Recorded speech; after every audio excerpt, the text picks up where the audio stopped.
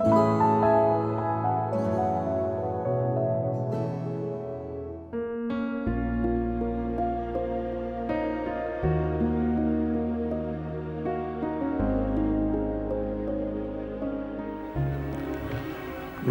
में 18 अध्याय है, 700 श्लोक है।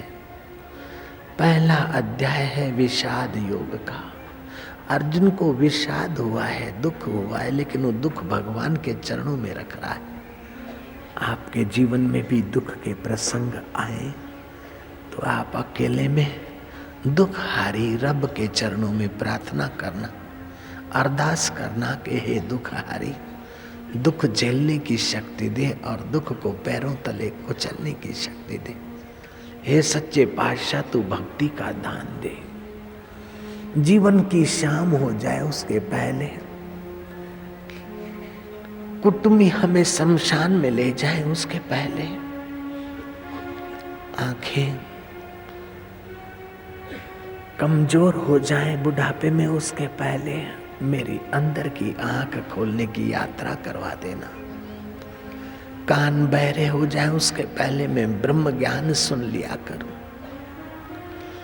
पैरों में चलने की शक्ति कम हो जाए, पैर लथड़ने लग जाए बुढ़ापे में, पैर दर्द करने लग जाए उसके पहले, हे मेरे रब, हे मेरे आका, हे मेरे परमेश्वर, मेरे अकाल पुरुष, तू मुझे वो सत्बुद्धि देना कि मैं तेरे प्यारे संतों के द्वार की यात्रा कर लूं। हरि के द्वार, अंतरात्मा के द्वार की मैं यात्रा कर लूं। संसार के लोग बुढ़ा कहकर, बुढ़िया कहकर बच्चे हमारी मश्करी करें, उसके पहले हम संसार को एक खेल समझकर संसार के स्वामी के साथ अपना नाता स्मरण कर लें। विषाद योग। दूसरा अध्याय गीता में आता है सांख्य योग। प्रकृति क्या है, पुरुष क्या है, और इन प्रकृति पुरुष के मेल से जो लीला हो रही है उसका वर्णन आता है। ये सांख्य योग विचार प्रधान व्यक्ति के लिए है। तीसरा अध्याय कर्म योग है। आप तो कर्म योग के मैदान में हो।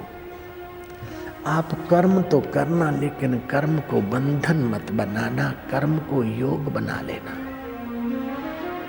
कर्म करने के पहले उस परमेश्वर में एक घड़ी ही सही, आधी घड़ी सही, अरे 4 बार ही नारायण नारायण करके आप कर्म का आरंभ करना। कर्म करते करते 1 मिनट हर 1 घंटे के बाद निकाल लेना और अपने में गोता मारना। रात्रि को सोते समय विचार करना, अच्छे कर्म हुए वो तेरी सत्य स्वरूप की रहमत है, कोई बद्दे कम हो गए हैं तो मेरी वासना है, मेरी नासमझी है, मैं तेरी शरण हूं।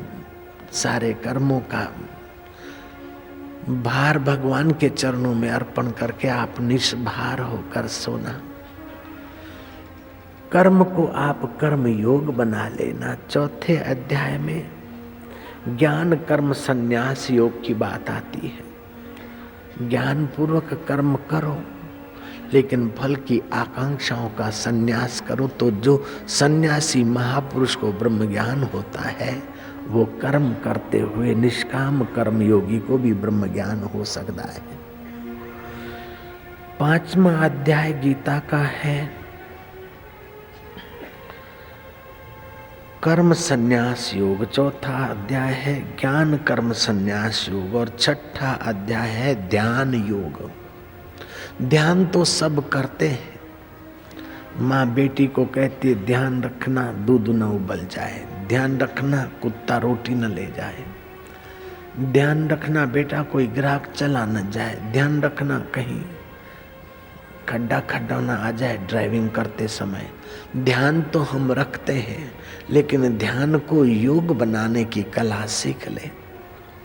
वो ध्यान जहाँ से किया जाता है उसका जब ध्यान करने लगते तो ध्यान योग हो जाता है।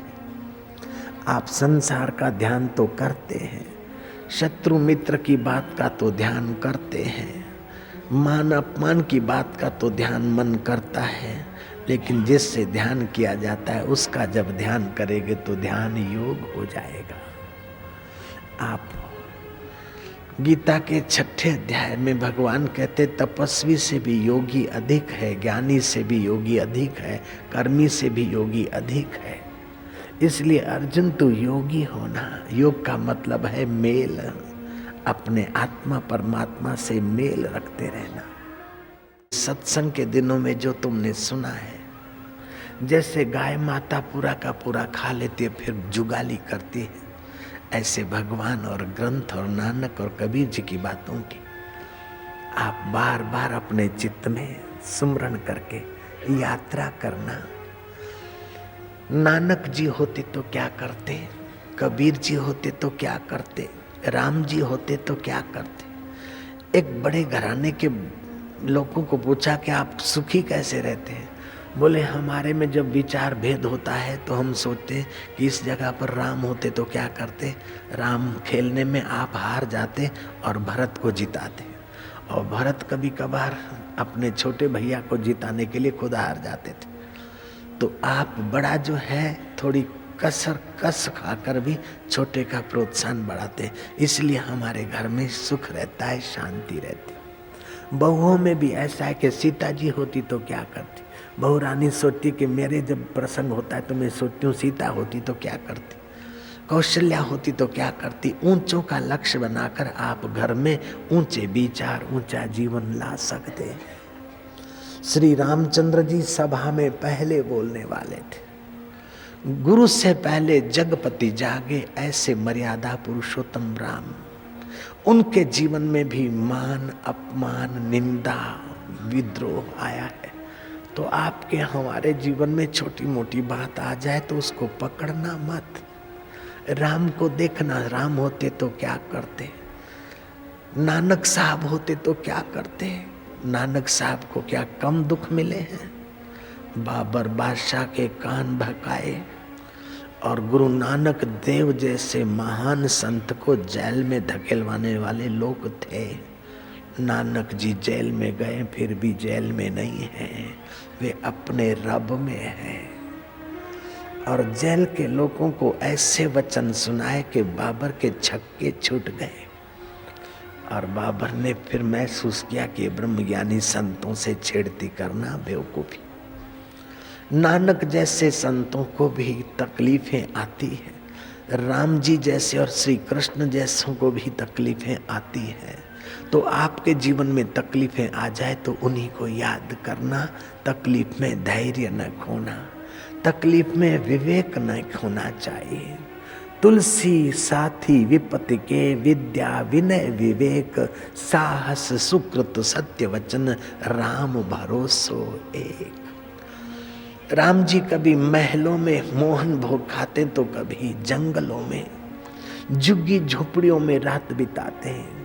कभी सज्जनों साधुओं से सम्मानित होते तो कभी दुष्ट असुरों से और दुराचारियों से अपमानित होते। लेकिन राम का चित्त वही, जैसा अमृत तैसी बिस खाटी, जैसा मान तैसा अपमाना, हर्ष शोक जाके नहीं, वैरी मित समान। कह नानक सुन रे मना, मुक्त ताही ते जान। अपनी मुक्ति को महत्व देना, अपने मन के छोटे विचारों को महत्व न देना। सुख और दुख छोटी अवस्था में होता है। मान और अपमान की चोट मन की छोटी अवस्था होती तब होता है। आप अपना मन बड़ा बनाते चलिए, इतना बड़ा बनाइए जैसे नानक देव ने बनाया, जैसे गुरु गोविंद सिंह ने बनाया। 2 सपूत दीवाल में चुने जा रहे हैं, कैसा रहा होगा उस महापुरुष का हृदय। कितनी बलि दी उस महापुरुष ने और उनके सपूतों ने। वो बड़ा बोलता है पहले मुझे चुनो, और छोटा बोलता है नहीं पहले मेरी कुर्बानी लो। अगर तुम युवक हो तो उन गोविंद सिंह के बहादुर युवकों को याद करना। तुमको तो ऐसी कुर्बानी देनी नहीं पड़ेगी, वो अंधा जमाना नहीं है, लेकिन घर में समाज में कहीं थोड़ा कुछ कर कसर सहना पड़े तो छोटा कहे कि मुझे भले थोड़ी कुर्बानी देनी पड़े, मेरे बड़े भाई का सुख हो, और बड़ा भाई कहे कि नहीं मेरे को भले कुछ चीज़ों की कुर्बानी देनी पड़े, छोटे दा भला हो। आपका घर स्वर्ग बन जाएगा, आपका पड़ोसी स्वर्ग बन जाएगा, आपका हृदय स्वर्ग बन जाएगा। गीता आपके जीवन में वो दिव्य ब्रह्म ज्ञान लाती। 7वां अध्याय में कथा आती है ज्ञान विज्ञान योग की। संसार की चीजों को जानना और उसका परिमार्जन परिवर्धन करना ये ज्ञान है, लेकिन अपने आत्मा के विषय में जानना ये आत्मज्ञान है, ये धर्म है। तत्व ज्ञान जानकर ध्यान करके उसका अनुभव करना ये विज्ञान है, धर्म का विज्ञान है। ब्रह्म ज्ञान पाना ये धर्म का विज्ञान है, और संसारी वस्तुओं को ठीक से उपयोग में लाना ये बाह्य ज्ञान है। बाह्य ज्ञान आपके शरीर को सुविधा देता है, शरीर की कितनी भी सुविधा होगी अंत में सब यहीं पड़ा रह जाए। शरीर को इतना महत्व न देना, शरीर की सुविधाओं को इतना महत्व न देना जितना अपने हृदय की कीमत समझकर उसको महत्व देना, तो आपका ये आत्मज्ञान विज्ञान के रूप में अपने अनुभव के रूप में प्रगटेगा। 8वां अध्याय आता है अक्षर ब्रह्म योग। ये सारा जो कुछ है अक्षर है, बदलने वाला है, लेकिन जो नहीं बदलता है वो अक्षर है। अब श्री कृष्ण उसे अक्षर कह रहे हैं और नानक उसे अकाल कहते हैं। भाषा का फर्क है, सत्य एक ही है। एकम सत्यम बहुधा वदंती विप्राः। एक ही सत्य स्वरूप पर ब्रह्म परमात्मा के विषय में विद्वान ब्रह्मज्ञानी अलग अलग ढंग से उसकी व्याख्या कर दे। 8वें अध्याय में अक्षर ब्रह्म योग की बात है। वो ब्रह्म परमात्मा, उसका ज्ञान ही ब्रह्म ज्ञान ही सार है। उस ब्रह्म परमात्मा का ज्ञान कोई कठिन नहीं है, अटपटा जरूर है, लेकिन कठिन नहीं है, असंभव नहीं है। 8वें अध्याय में अक्षर ब्रह्म योग की बात आती है। 9वें अध्याय में राज विद्या राजगुह्यम। राजा अश्वपति ब्रह्मज्ञानी थे पहले, ये ब्रह्म ज्ञान राजाओं के पास रहता था, ऐसा भी कुछ शास्त्रों में आता है। इसलिए इस ब्रह्म ज्ञान को राज विद्या कहा। वे राजा साधारण राजा नहीं होते थे, राजा ऋषि होते थे, इसलिए उनको राज ऋषि बोलते थे। ये ब्रह्म ज्ञान जिसके हृदय में प्रकट होता है वह ऋषि है। ऋषि तू मंत्र दृष्टा रह न करता रह। वो देखने वाला है, करने वाला नहीं है। करने और भोगने वाला जीव होता है, लेकिन जो जीवत्व से ऊपर उठा है वो दृष्टा होता है, साक्षी होता है, ज्योति स्वरूप होता है। आँख ने ठीक देखा कि नहीं देखा ये मन बताएगा, मन ठीक है कि नहीं ये बुद्धि निर्णय करेगी, लेकिन बुद्धि ठीक निर्णय करती कि नहीं करती वो देखने वाला मैं, ज्योति स्वरूप जहाँ से मैं उठता है वो तुम्हारा आत्मा है। मन तू ज्योति स्वरूप अपना मूल पिछाड़, जिन खोजा तिन पाया गहरे पानी पैठ। छोटी छोटी बातों में आप अपने को खपाना मत। जैसे सागर में ऊपर ऊपर बहुत सारी लहरें होती है, लहरें टकराती है, फेन और झाग और बुदबुदे टकराते मरते झगड़ते हैं, लेकिन गहराई में देखो तो दरिया का सबका एक ही आधार पानी है। ऐसे ऊपर ऊपर से हमारे मन, भाई भाई के, देरानी जेठानी के, अड़ोसी पड़ोसी के मन ऊपर ऊपर है, संसार में तो टकराते हैं, लेकिन गहराई में देखो तो सबका मूल एक। वृक्ष की डालियां अलग अलग दिशाओं में फैली है, पत्ते अलग अलग, फूल अलग अलग, फल अलग अलग दिखते हैं, लेकिन वृक्ष की नींव में देखो तो रस एक है। ऐसे ही सब की गहराई में देखो तो वह एक है। उसी को नानक देव कहते हैं एक ओंकार सत्य नाम, कर्ता पुरुष निर्भव निर्वैर, अकाल मूर्त अजोनी सैभ। शरीर तो योनि में आते, लेकिन वो योनि में नहीं आता। उसकी स्मृति बनाए रखना चाहिए। 10वां अध्याय गीता का विभूति योग है। सर्वत्र रब को न देख सके तो रब जहाँ विशेष विशेष प्रकटा है वहीं पहले देखो। जो सुंदर दिखता है, मधुर दिखता है, सुहावना दिखता है, सुख कर दिखता है, उसमें रब की याद लाओ। ये बड़े ऊंचे संत हैं, लेकिन संत की बड़ी वडियाई उस ऊंचे में ऊंचे रब के कारण है। ये बड़ा पहलवान है, उसकी पहलवानी की शक्ति मेरे रब के कारण है। ये बच्चा बड़ा सुंदर है, कितना अच्छा है, लेकिन उसकी अच्छाई भी मेरी रब की चेतना से है। इस प्रकार जहाँ जहाँ बढ़िया दिखे, जहाँ जहाँ सुंदर और सुहावना दिखे, वहाँ वहाँ शोभा, ऊंचते ऊंची शोभा रब की, उसी में निहारो तो भगवान के विभूति योग का आपको दर्शन होगा। 11वां अध्याय विश्व रूप दर्शन योग की बात है। अर्जुन ने भगवान के विश्व रूप का दर्शन किया। सब में एक, एक में सब। अर्जुन को भगवान आज तक तो अपने मित्र और सखा लग रहे थे, लेकिन विश्व रूप का दर्शन करते अर्जुन को लगा कि मैं आज तक क्या कर रहा था। 12वां अध्याय भक्ति योग का आता है। भक्त कैसा होना चाहिए? अद्वेष्टा सर्वभूतानां, किसी के लिए हृदय में द्वेष न रखे, निर्मम निरहंकार रहे, उसकी भक्ति का रंग उभरता है। 13वां अध्याय क्षेत्र क्षेत्रज्ञ विभाग योग का आता है। जैसे किसान और खेत अलग है, ऐसे ये हमारा स्थूल शरीर, सूक्ष्म शरीर, कारण शरीर, इसमें तो कर्म होते और कर्म का कर्ता जीव इससे अलग है। ये शरीर तो यहाँ पड़ा रह जाता है, लेकिन ये शरीर को चलाने वाला किसान नहीं मरता है, शरीर मरता है। शरीर रूपी खेत मरता है। इसी खेत में जैसे बीज बोते ऐसे फल आते। इस शरीर से जैसे कर्म करते हो ऐसा देर सबेर कर्मों का फल इसी शरीरों को भोगना पड़ता है।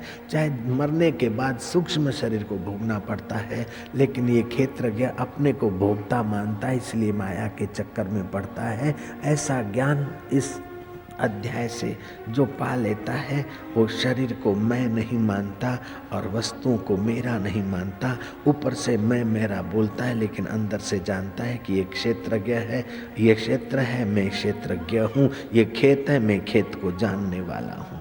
14वां अध्याय गुणत्रय विभाग योग का है। सत्वगुण, रजोगुण, तमोगुण।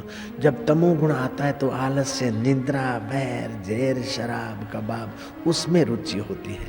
रजोगुण बढ़ता है तो लोभ, लालच, मोह, ये वो, टांग खींचना, ये हो। लेकिन सत्वगुण बढ़ता है तो ध्यान, भजन, सेवा, स्मरण, नम्रता, प्रेम, आनंद, माधुर्य, साथ, सहयोग, ये 3 गुण आते जाते हैं। इसलिए आदमी कभी कैसा होता है। ये 3 गुण आते जाते बदलते, फिर भी जो नहीं बदलता है वो अबदल अकाल पुरुष आत्मा की स्मृति बनाए रखने में तीनों गुणों का सदुपयोग हो जाता है। गुणत्रय विभाग योग के बाद 15वां अध्याय आता है पुरुषोत्तम योग का, और 16वां अध्याय आता है देव असुर संपदा विभाग योग। कोई दैवी स्वभाव के लोग होते। एक ही घर में 2 बच्चे हैं, एक दैवी स्वभाव का है, सज्जन है, गोकर्ण है, और दूसरा दैत्य स्वभाव का है, धुंधुकारी है। एक तो माता पिता की सेवा करता, दूसरा माता पिता की आंख में उंगली ठोक देता है, नाक में दिया सलाई भोंक देता है, सोए हुए पिता के कान में दिया सलाई भोंक देता है। बेटा तो वो भी है, लेकिन एक बेटा आसुरी संपदा का है, सीधा नरक से आया है, तो दूसरा बेटा स्वर्गीय स्वभाव लेके आया है। ऐसे पड़ोस में इधर उधर होता है, ये सब माया का खेल है। ऐसा समझकर अपने को निर्लेप होते हुए यथायोग्य कर्म करने की प्रेरणा मिलती। 17वां अध्याय श्रद्धात्रय विभाग योग। सात्विक श्रद्धा, राजस श्रद्धा, तामसी श्रद्धा। जिनकी तामसी श्रद्धा है वे भूत, प्रेत, शराब, कबाब अर्पण करके भूतों प्रेतों को रिझाते हैं। श्रद्धा तो उनमें भी है, लेकिन ये तामसी श्रद्धा गिनी गई है। राजसी श्रद्धा है, देवी देवताओं को पूजते हैं, लेकिन देवी देवताओं से यहाँ की चीजें सुख की वहाँ की मांगते हैं। लेकिन सात्विक श्रद्धा वाला तो देवों का देव रब जिसमें बसा है उससे मांगता कि तेरी प्रीति दे दे, तेरा दीदार दे दे, बाकी का प्रारब्ध से जो होगा गुजर जाएगा। उसको प्रेमा भक्ति का दान मिल जाता है। वो सात्विक श्रद्धा वाला ब्रह्म ज्ञान का अधिकारी हो जाता है। राजसी और तामसी श्रद्धा वाला तो विरोध भी कर लेगा। एक माई का पति बीमार था, किसी ने बोला लो ठाकुर जी की पूजा करो, मनोती मानो तेरा पति ठीक हो जाएगा। उसका पति ठीक हो गया। फिर पति बीमार पड़ा और मनोती मानी पूजा किया तो पति मर गए। उठा के ठाकुर जी को फेंक दिया। ये राजसी श्रद्धा है। लेकिन सात्विक श्रद्धा वाला ठाकुर जी का अपमान नहीं करेगा। जो तिद भावे सो भली कार, तू सदा सलामत निरंकार। तेरे फूलों से भी प्यार, तेरे कांटों से भी प्यार, चाहे सुख दे चाहे दुख दे मेरे रब, हमें दोनों है स्वीकार। वो आदमी ज्यादा अक्ल वाला है, वो आदमी ज्यादा ऊंचाई को पाएगा। जो सुख में आसक्त नहीं होता, दुख में धैर्य नहीं खोता है, ऐसा आदमी बहुत ऊंचे पद को पाता है। 18वें अध्याय में मोक्ष संन्यास योग की बात आती है। वहां धृतराष्ट्र पूछते हैं कि किसकी विजय होगी। संजय कहते यत्र योगेश्वर कृष्ण यत्र पार्थ धनुर्धर तत्र श्री विजयो भूति ही ध्रुवा नीति में मति ही। जहाँ जीव अर्जुन रूपी पुरुषार्थी जीव है और आश्रय भगवान कृष्ण का है, वहाँ विजय है। अकेला जीव पुरुषार्थ करेगा लेकिन आश्रय ईश्वर का नहीं है तो सफल होगा, अहंकार में गिर मरेगा, विफल होगा तो विषाद में गिर मरेगा। लेकिन जहाँ ईश्वर का सहारा है तो सफल होगा तो रब्बी रहमत है और विफल होगा तो अपनी गलती खोज निकालेगा। इसलिए जीव को हमेशा बड़ी सहाय, बड़े में बड़ी सहाय ईश्वर की लेते हुए कर्म करना चाहिए। उसी में उसका श्री है, विजय है, विभूति है। श्री दो प्रकार की है, एक तो यहाँ का धन दौलत यश और दूसरा चित्त में खुशी का धन। विभूति भगवान का ऐश्वर्य और भगवान की विभूति। जल भगवान की विभूति है, लेकिन जल में से अंगूर का रस बनता ये भगवान का ऐश्वर्य है। घास भगवान की विभूति है, लेकिन घास में से दूध बन जाता है, वो भगवान का ऐश्वर्य है। ये जन्म लेकर जीव आता है मनुष्य कर्मों का बंधन लेकर और सतगुरुओं का सत्संग पाकर ब्रह्मज्ञानी हो जाता है। मनुष्य भगवान की विभूति है, मनुष्य का शरीर, लेकिन मनुष्य महान हो जाए ये भगवान का वैभव है।